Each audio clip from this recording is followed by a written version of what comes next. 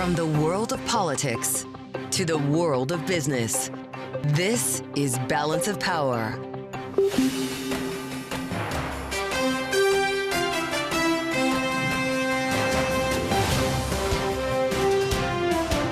Live from Washington, D.C. From Bloomberg's Washington, D.C. studios to our TV and radio audiences worldwide, welcome to Balance of Power. Alongside Joe Matthew, I'm Kaylee Lyons. We begin tonight with the big story here in Washington. The president venturing to Capitol Hill, personally lobbying Republican lawmakers for his big, beautiful bill. I think we have unbelievable unity. I think we're going to get everything we want. And I think we're going to have a great victory. And this man has done a great job. And I think this was a tremendous session. Still, a handful of lawmakers remain opposed despite the president's efforts today, with Congressman Andy Harris, Nick LaLota, and Mike Lawler, at least, saying they're not budging. We're following this story throughout the hour as we bring you conversations with our reporters and lawmakers on Capitol Hill. And we go there live now to get the latest from Bloomberg's Erik Wasson. So, Erik, we know the speaker has been in and out of meetings with the various holdouts all day. Are we getting any closer? You know, I think on the SALT issue, which is of great interest to Bloomberg subscribers, this issue of the state and local tax deduction, there seems to have been some progress. Mike Lawler and Nick LaLota, two New York Republicans, came out of a meeting with Mike Lawler saying they got an improved offer. We know that the speaker has offered a $40,000 cap on the state and local tax deduction, up from a $30,000 offer that was in the bill. But that was only limited to 4 years. So the SALT caucus members are looking for 10 years. We think that that's probably what they're being offered. We're trying to confirm that right now. There's talk of an income limit above $750,000 that may fly, but they're trying to get official scores, official estimates on the cost. There is some room in this bill. The bill is about a $3.8 trillion tax cut. There's a limit that the Republicans have set themselves of $4.5 trillion. So if it comes in under budget, as it were, under the target, this may be doable. So we're looking to see if they can seal this deal tonight.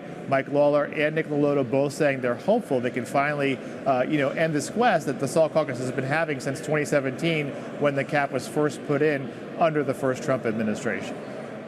We can check the SALT box in that case, Erik, but what do you do with members of the Freedom Caucus who were already voting present the other night in the Budget Committee and will be seating in the Rules Committee hearing at 1 o'clock in the morning, Chip Roy and Ralph Norman? How do you keep them happy at the same time as making the New York and New Jersey delegation happy?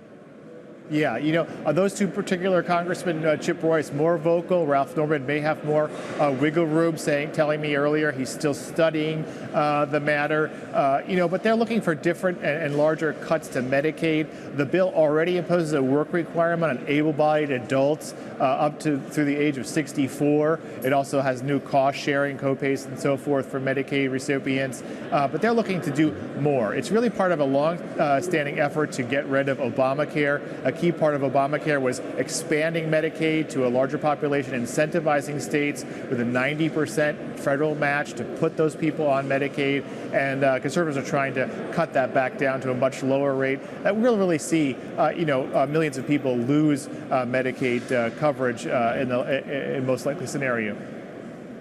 Bloomberg's Erik Wasson in the middle of it all this evening, live from Capitol Hill. We thank you, Erik, as we now talk more about how the White House is responding. Bloomberg's Mike Shepard is with us again in Washington. Mike, it's good to have you. Seemed almost like a closing act that we saw from Donald Trump marching up to Capitol Hill today. Still pretty early in the process to be pulling a lever like that. What does he think is going on here? Well, I think he's worried that the pushback on SALT and the pushback on potential Medicaid cuts really risk derailing or severely delaying this big, beautiful bill. He wants it soon. He wanted it yesterday, really, Joe, as we've been talking about. Yeah. And they're still aiming for this July 4th final passage, which would be in jeopardy if they really couldn't get their act together. And it seems like we are seeing the progress he was hoping for on SALT. We'll see if that bears out tonight in the Rules Committee. Medicaid, though, remains an unresolved question, and whether the cuts that members like Andy Harris are pushing for will go too far and maybe concern the president. He expressed concern that they might be going too far.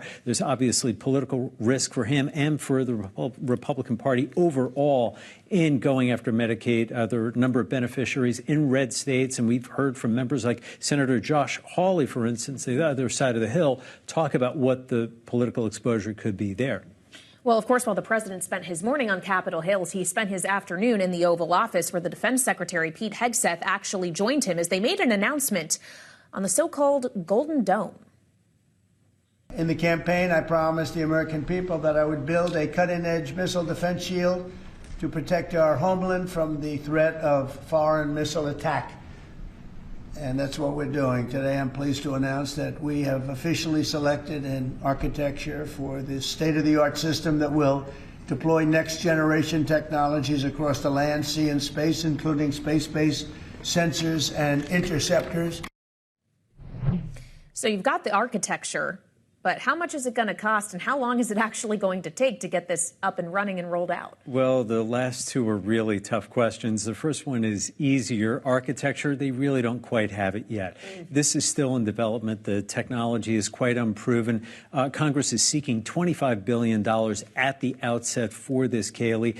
The president said it would cost about $175 billion overall for the life of the program. He gave a 3-year window to deliver this. 3 years might be optimistic, given where the technology is. And note that the Congressional Budget Office has a differing view of the cost. It's as much as $542 billion over the life of whatever program this might be.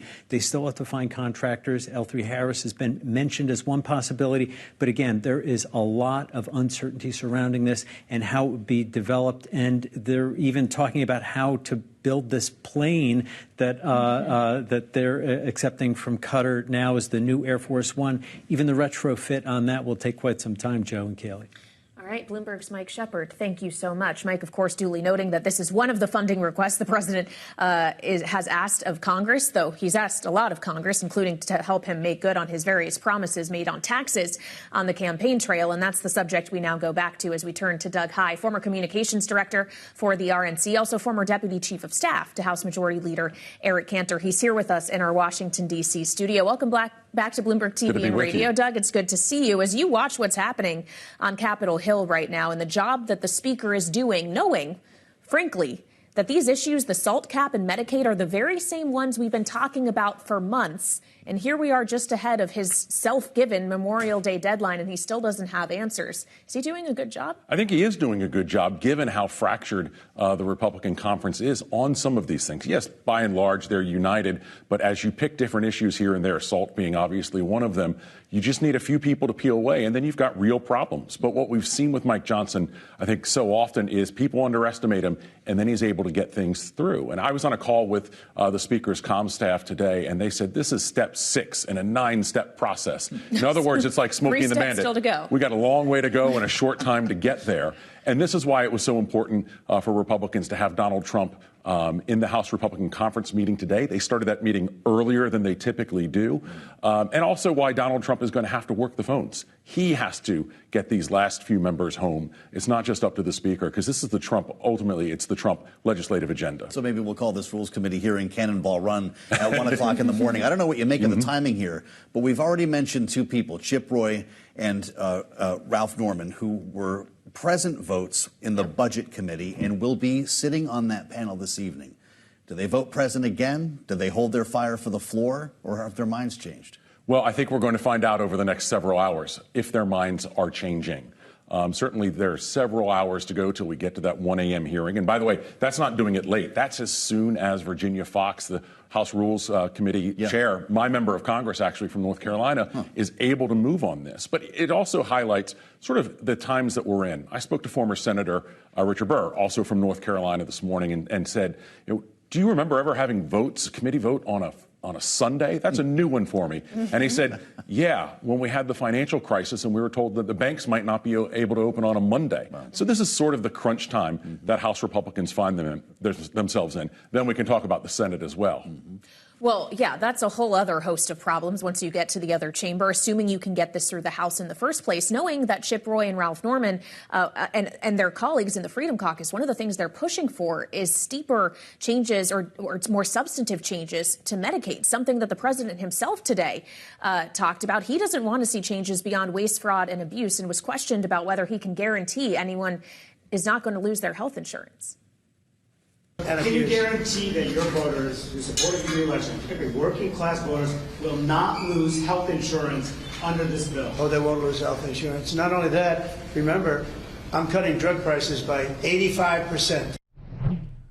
Is this a promise made by the president that the speaker may not actually be able to keep for him if he wants to make sure this can pass on the House floor? That's the real concern that we're hearing from House leadership is that very question. And one of the challenges, I've seen this so often on Capitol Hill, when you have small majorities, it's sort of a pendulum politics within the Republican conference. You have to go to the right to appease those members of the Freedom Caucus. Well, then you have a problem with your moderates. So you swing back, and you keep swinging back and forth until you can get to that number. And so we don't know when there's going to be a vote, but ultimately in the House of Representatives, you don't hold the vote until you have the votes. And the second Not historically with this speaker, though. Well, he's failed a few times. Well, but once he's able to get to that number, that's when you have the vote. So that nothing's been scheduled at this point doesn't worry me. And the other reality is we're bumping up to Memorial Day weekend. Yeah. Why does that matter? Members want to go home. So obviously, if you're Speaker Johnson, you'd want to do this sooner rather than later anyways. But once you get to Thursday or Friday and members start going home, you get into a different math problem. That's why they're moving 1 a.m.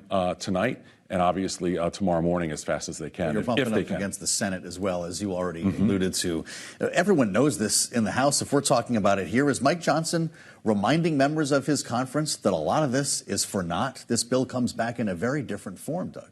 Well, he spoke to Senate Republicans today, and typically the House Speaker does not go to the Senate Republican Senate lunch. That's a pretty unusual thing. One, he was making his case, but part of that case was don't change what we do too much because we're going to have a problem getting it through the House again.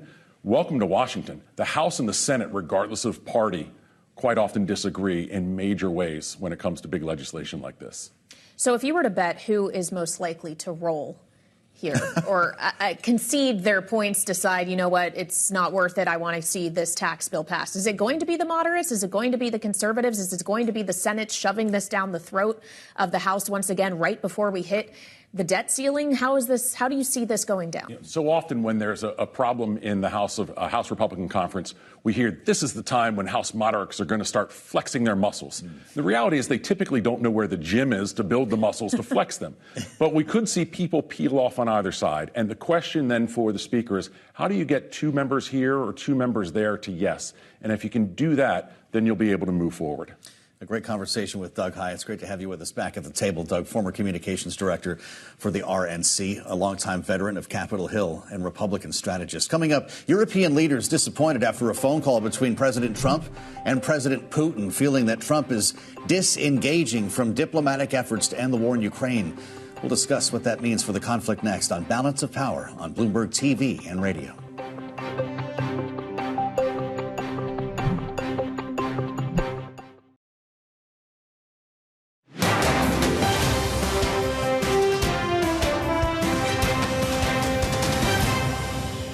What Vladimir Putin is doing now is playing for time, and he's playing this president like a fiddle. The truth of the matter is when Vladimir Putin woke up this morning, he had the same set of sanctions on him that he's always had since the beginning of this conflict, and Ukraine was still getting armaments and shipments from us and from our allies, and the European Union is about to impose additional sanctions. I think we have an opportunity to put more pressure on Russia and to push Putin to get to the table and to agree to a just and enduring peace. Now, if you start threatening sanctions, the Russians will stop talking. And there's value in us being able to talk to them and drive them to get to the table. Secretary of State Marco Rubio and Democratic Senators Jeanne Shaheen and Chris Coons earlier today in a Senate Foreign Relations Committee hearing bearing down on the talks that the administration hopes will lead to peace in Ukraine. That exchange followed this earlier reporting from Bloomberg. Trump hands Putin win with retreat from Ukraine peace talks. Joining us now with the latest, Kori Schake, Senior Fellow and Director of Foreign and Defense Policy Studies at the American Enterprise Institute. She formerly served in both the National Security Council and State Department during the George W. Bush administration. It's great to have you with us. Welcome to Bloomberg TV and radio. Is Vladimir Putin setting the terms and the cadence of these talks? He's absolutely setting the cadence of the talks because it's in his interest to string them out as long as possible in the hopes that the Russian military might be able to have more success on the battlefield.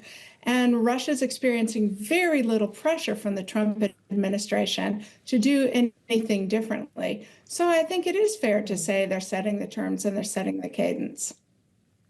Well, if they're facing little pressure now, Kori, would additional sanctions bring adequate pressure? President Trump was talking about this in the Oval Office earlier this afternoon, saying new sanctions will be his determination based on how Russia behaves, but they haven't deterred Vladimir Putin to this point. Exactly right. Moreover, the Trump administration's threats of additional sanctions on Russia ring pretty hollow, given that the Trump administration has basically adopted the Russian storyline about the war. That is, that somehow Ukraine is to blame for Russia invading Ukraine. And so I think the Russians are operating in luxury while Ukraine, the victim of Russian aggression, is trying desperately to keep the United States government on side instead of abandoning them to adopt the Russian position. Well, so what needs to come next then? There's obviously a conversation about President Trump and Vladimir Putin meeting in person. The attempts at lower level talks have led to nothing. Is that what we need to see? Well, I'm skeptical. I'm, in fact, much more worried, given that every time President Trump talks to Vladimir Putin, he sounds more like he supports Putin's position. So I don't see a Trump-Putin meeting producing a good outcome for Ukraine or for the United States, for that matter. It looks to me like Senator Shaheen is right in her criticism of the Trump administration, that Vladimir Putin has President Trump doing his bidding on Ukraine and potentially on other issues. Well, and to return to the point you made earlier, Kori, the idea that Putin may have it in his head that Russia still has gains it can make militarily given its own position. The longer these talks drag out, is that going to require that the U.S. step up with more assistance for Ukraine? If that doesn't materialize, does it risk any discussions becoming a moot point because Russia can make substantial advances? So Russia has not made substantial advances. You know, despite what Putin and President Trump have been saying, that the Russians are largely stalled on the battlefield, slowly, grindingly, at enormous human and material cost, picking up a little bit of territory. What needs to happen to keep Ukraine in the fight, as Britain's former defense minister wrote in the Telegraph just in the last couple of days, Ukraine can persevere and can prevail, provided that the United States keeps providing assistance, intelligence, and weaponry. But even if the United States doesn't, European countries can buy American weapons and provide them to Ukraine. The United States can give foreign military financing to Ukraine to buy weapons that the U.S. would be repaid for, and other countries can provide the intelligence feeds that Ukraine needs. So Ukraine actually has options that President Trump isn't giving them credit for. Kori, we want to tap your expertise on this idea of a golden dome. This afternoon, President Trump made this announcement regarding the new missile defense system. Listen. This design for the Golden Dome will integrate with our existing defense capabilities and should be fully operational before the end of my term. So we'll have it done in about 3 years. Kori, is that possible? How would it work? And is $175 billion enough? Well, President Trump's proclivity for grandiose statements that don't have policy behind them is pretty well known by this point. I think it's deeply unlikely that a dome that protects the United States from attacks by ballistic, cruise, or other kinds of terrain-following missiles occurring and being deployed in just 3 years. It'd be a beautiful thing if that were possible, but I'm deeply skeptical. And the Pentagon's record for coming in under budget is sketchy at best. So no, I don't think it happens in 3 years. No, I don't think it comes in at only $178 billion. I saw an estimate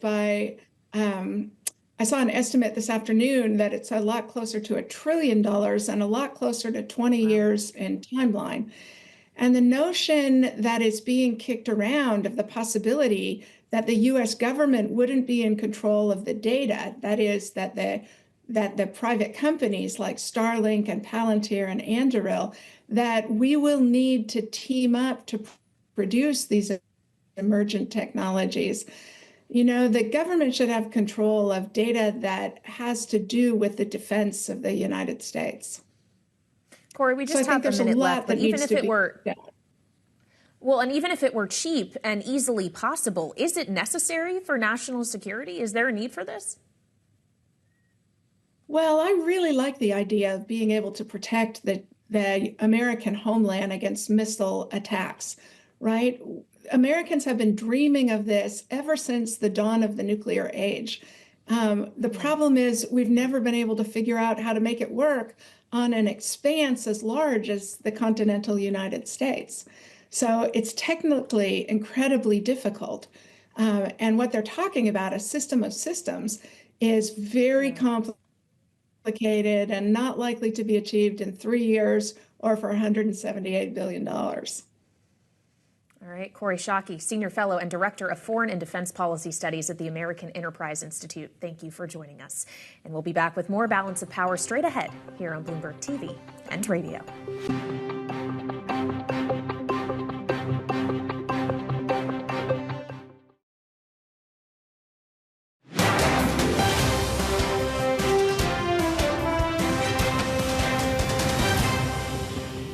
In terms of political spending, I'm going to do a lot less in the future. And why is that? I think I've done enough. Is it because of blowback? Well, if I see a reason to do political spending in the future, I will do it. I do not currently see a reason. Elon Musk, seen and heard on Bloomberg TV and radio during a remote appearance Tuesday at the Qatar Economic Forum in Doha, discussing his involvement, of course, with politics, what his future may hold in terms of contributions, knowing when he says he spent enough, Joe, he did spend hundreds of millions of dollars in the 2024 election cycle. But for how many lawmakers who are considering their own re-elections in 2026 was the idea of a primary funded by Elon Musk a factor in some of the votes they've taken so far this congressional session? He seemed a bit weary in this interview talking about politics and the impact that it's had, the corrosive impact on the Tesla brand, and got kind of upset at one point, said he did take the attacks personally. Talked about the massive violence against his companies and said they're on the wrong side of history. That's an evil thing to do. He pointed at the camera and, by the way, got a round of applause in the room. Yeah, he certainly is taking that seriously as he makes his shift back from the government back towards his companies as we reach the end here of his special government employee status. That's right. Fascinating interview. There's a lot more coming up here on Balance of Power on Bloomberg TV and radio alongside Kaylee Lyons. I'm Joe Matthew. This is Bloomberg.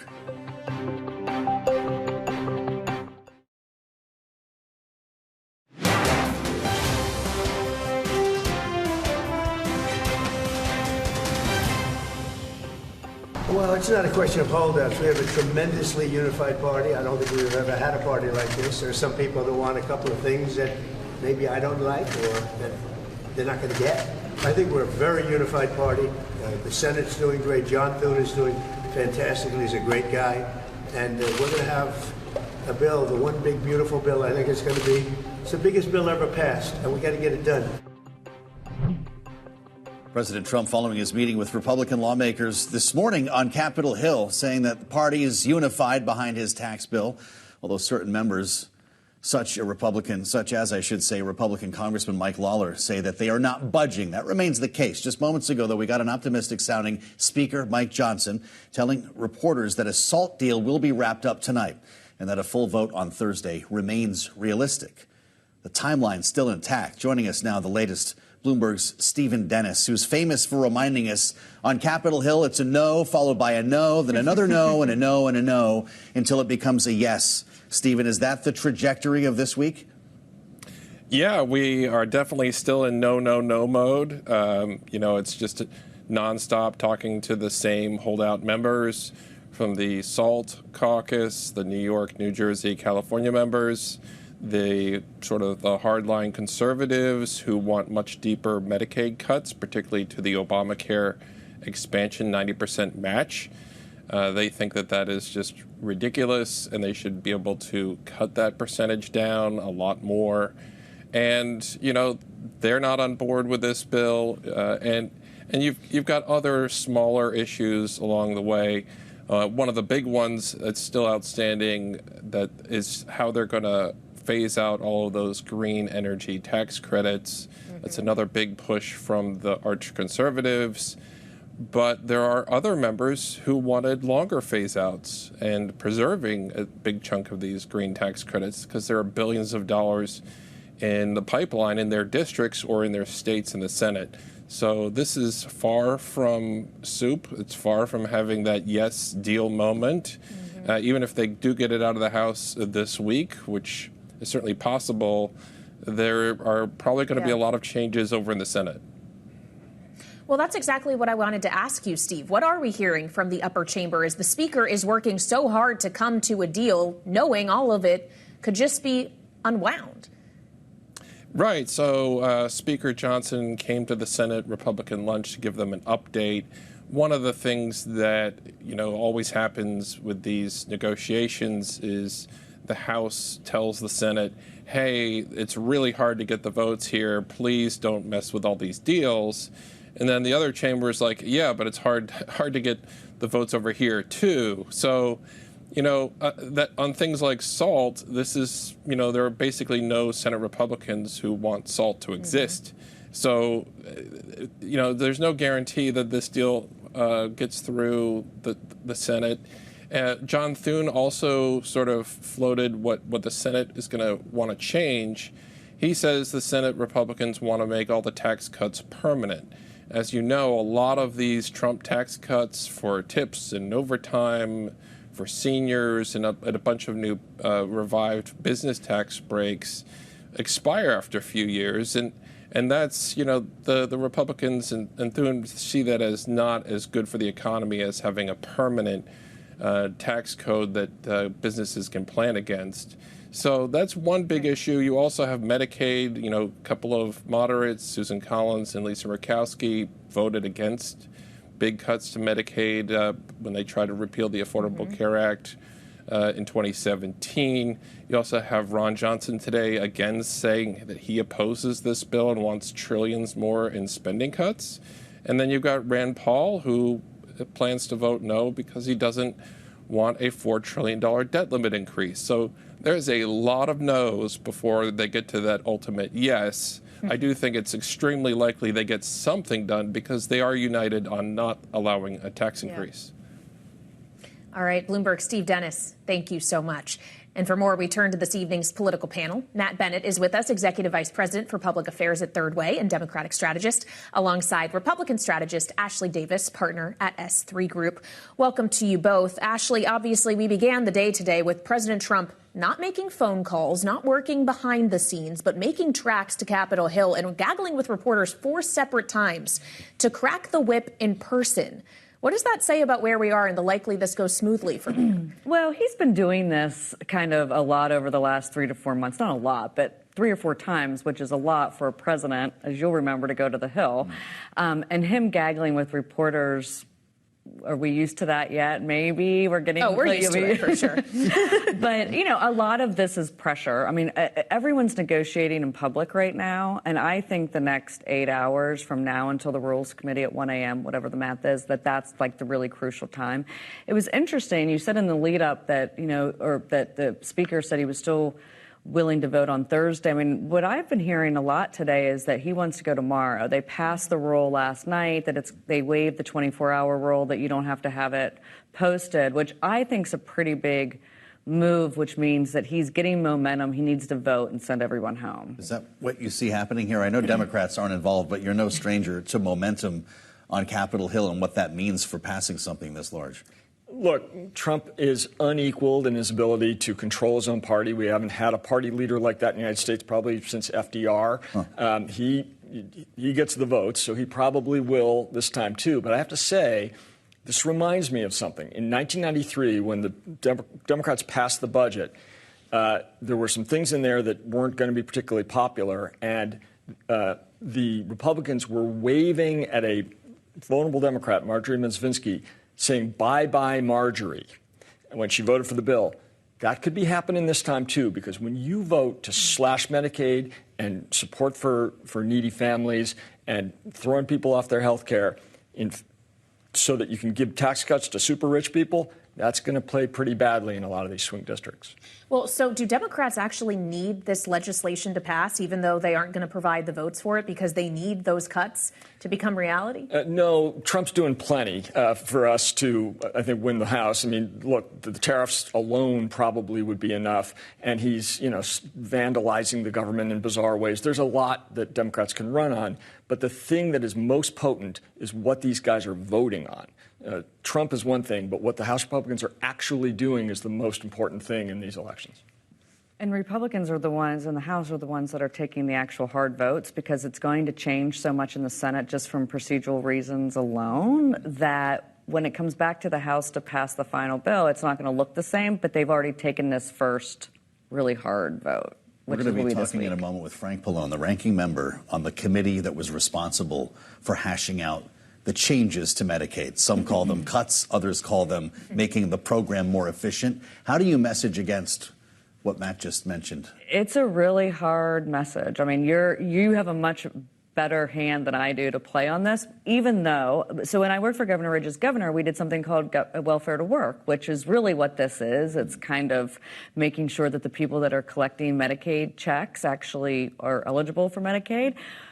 But at the end of the day, from a pure political perspective, it's really, like, who's listening to my explanation right now? Really, they're listening to sound bites of "you're cutting my Medicaid." So that's what people believe in. But the Senate's not going to let it happen, right? To the point we were just discussing with Steve Dennis. When you have Josh Hawley singing a similar tune as Democrats, does that suggest that the worst of the impulses, perhaps, are going to be kept in check by members of the president's own party? I'd say it's a very uncomfortable place for me to be agreeing with Josh Hawley, but here we are. Maybe. I mean, remember, they have a lot more wiggle room in the Senate than, well, not a lot. They have more wiggle room in the Senate than they do in the House. I think Hawley's likely to come around.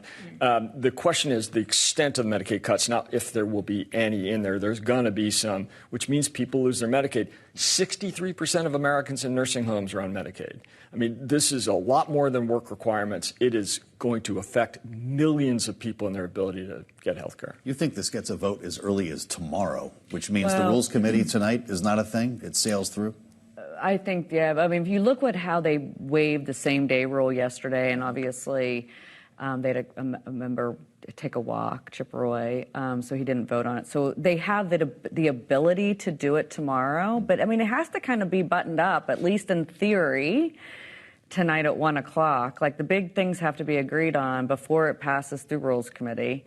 I think it gets through Rules Committee, and then can they write the bill between now and sometime tomorrow? I mean, listen, if I was a speaker, I'm like, get this thing done.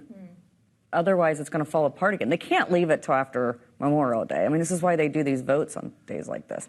And then supposedly there's members on both sides of the aisle that start leaving on Thursday night. And so do you start losing votes? There's going to be some bleary eyes around here tomorrow. This interview with Speaker Johnson on Bloomberg. To watch the vote? Can't wait. Absolutely. Pop your corn, get your C-SPAN ready. Matt Bennett, Ashley Davis, thank you so much for the analysis and a great conversation. Coming up, U.S. government bonds losing some of their luster here. This company debt is starting to look like a better buy. Some investors and strategists. We're going to talk about that with Bloomberg's Edward Harrison. He's with us next on Balance of Power on Bloomberg TV and radio.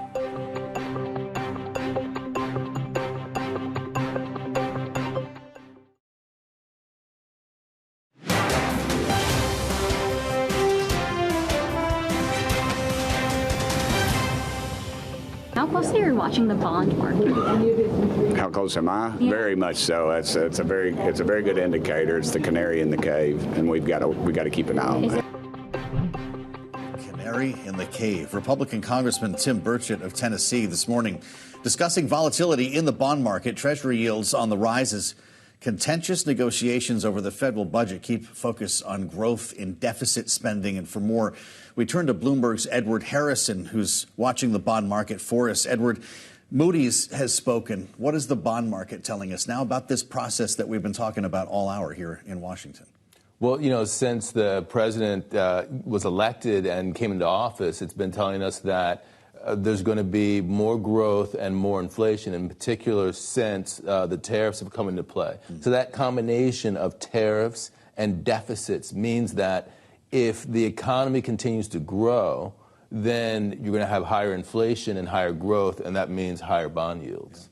Which means higher mortgage rates, potentially a political problem, potentially why the president would like to see the Fed lowering interest rates to help bring some of those rates down through other means. Does this, when we consider fiscal policy and the impact it has on the credibility of the U.S.'s ability to be a borrower, does that impact the decision-making of monetary policymakers? Well, 100%, because obviously the monetary policy has to offset certain things that the fiscal agents do. I mean, what they've been telling us is they're looking to see what the path is, and based upon the path, not just in terms of tariff policy, but in terms of deregulation, in terms of the overall fiscal packages, et cetera, and based on that, they're going to come to a decision as to, how inflation looks, how growth looks, and they're going to make their decisions based on that. So everything else being equal, if we're in a higher inflation environment, they're actually going to step back a little bit. Actually, I think it was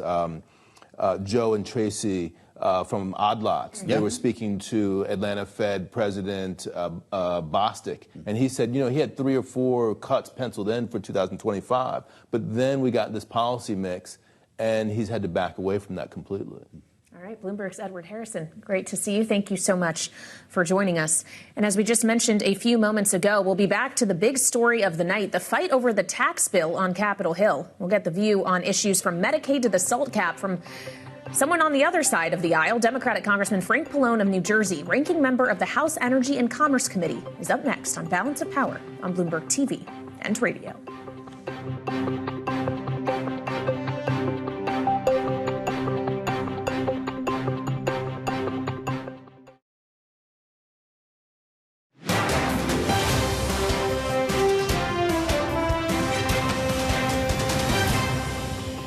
I think, though, at some point you need to know what the best deal is and just take it. Tripling the SALT deduction is a huge win. If they can get it to quadruple to a $40,000 deduction, that is really significant. And that is saving constituents across New York thousands of dollars. I think it may change, and I think what the next offer that comes out of the Speaker's offer should be the one that is accepted, because we need to move forward. We need to pass this bill before Memorial Day. We need to deliver these wins. That was Republican Congresswoman Nicole Malliotakis of New York earlier today on the early edition of Balance of Power on what her colleagues should be willing to accept in negotiations over the SALT cap. And joining us now for more here on Bloomberg TV and radio from a neighboring state and from across the aisle is Democratic Congressman Frank Pallone of New Jersey, the ranking member of the House Energy and Commerce Committee. Congressman, thanks for being here on Balance of Power. We both want to ask you questions about Medicaid, given your role on energy and commerce. But if we could begin on SALT, considering your constituency in New Jersey, could they actually benefit, at least in that regard, from this legislation if the cap is raised? Well, I mean, raising the SALT limit or getting rid of the cap altogether would certainly be a good thing, but it doesn't outweigh all the other problems with the Medicaid cuts and people losing their health care.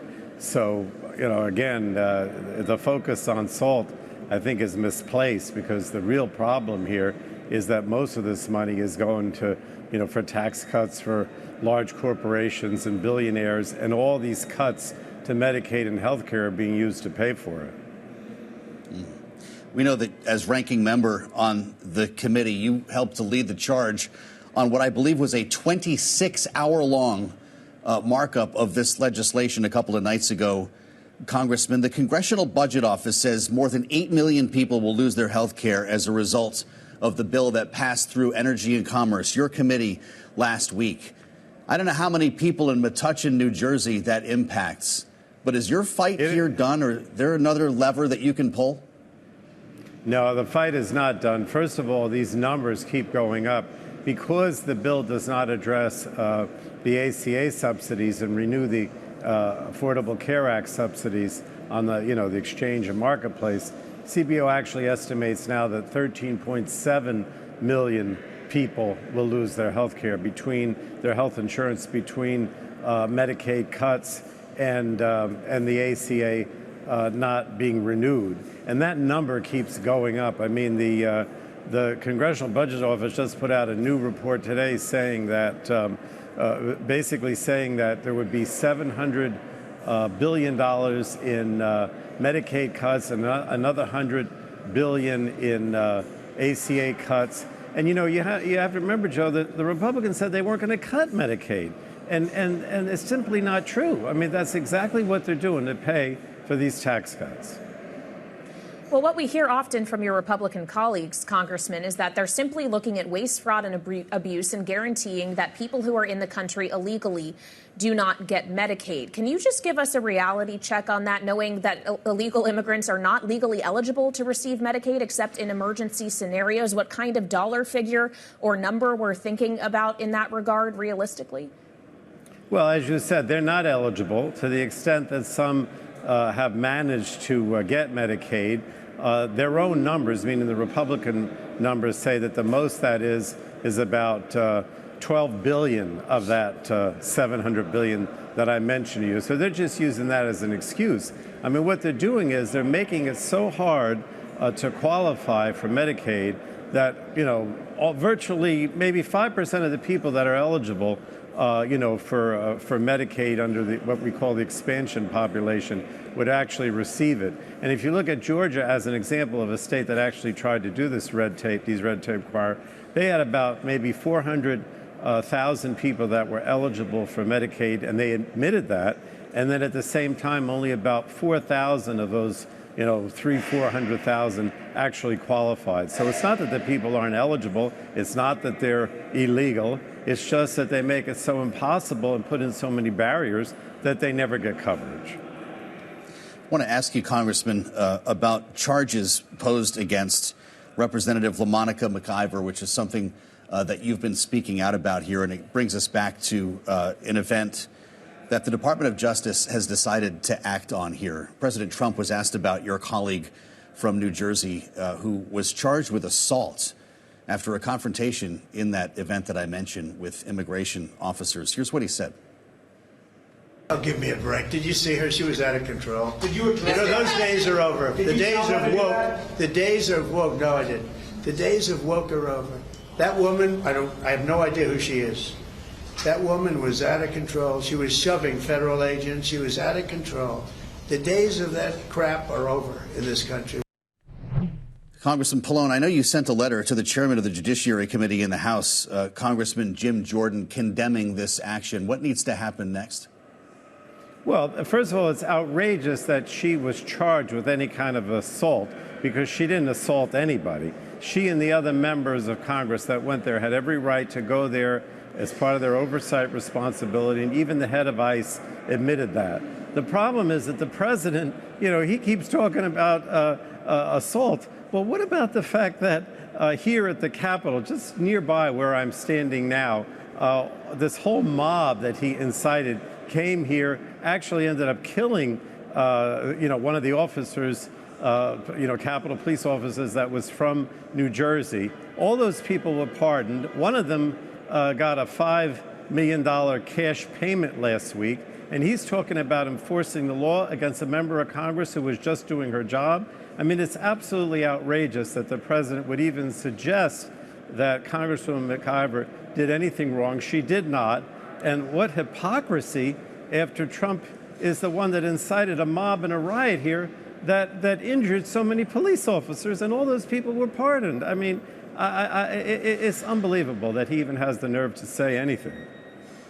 Well, we'd like to stay in touch with you on all of these issues, Congressman. It's good to have you with us on Bloomberg. Democratic Congressman Frank Pallone of New Jersey with us live on Capitol Hill. Thank you. An important programming note that ties to almost everything we talked about this hour. Make sure to tune in tomorrow to Bloomberg Surveillance for an exclusive conversation with the Speaker of the House, Mike Johnson. That's set for 9 a.m. Eastern Time. Kaylee, he's got a long night between now and then. Yeah, he still has some work to do, though he's expressing optimism that they could seal a deal on the SALT cap tonight, knowing he has just hours to go here, roughly 7 hours until the Rules Committee is scheduled to convene at 1 a.m. Eastern Time to see if they can advance this legislation to the full House floor, knowing some Rules members have demands of their own. Could see a vote as soon as tomorrow based on what Ashley Davis told us. We'll realize this in real time together tomorrow, right here on Bloomberg. Thanks for joining us on Balance of Power. As Joe says, we'll see you back here on Bloomberg TV and radio.